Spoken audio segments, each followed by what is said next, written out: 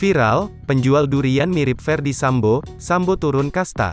Di tengah bergulirnya kasus pembunuhan Brigadir J, warganet dihebohkan dengan sosok viral mirip mantan Kadif Propam Irjen Ferdy Sambo. Pengguna akun TikTok @omu477 mengunggah video seorang pria yang berprofesi sebagai penjual durian.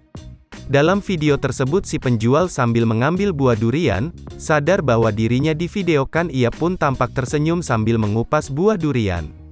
Sekilas dari potongan rambut dan bentuk wajah, penjual durian ini terlihat mirip dengan Ferdy Sambo. Ditambah postur tubuhnya yang terbilang serupa dengan suami Putri Chandrawati itu. Video tersebut dibumbui caption, "Sambo turun kasta." Sontak saja, para warganet membanjiri kolom komentar akun media TikToknya.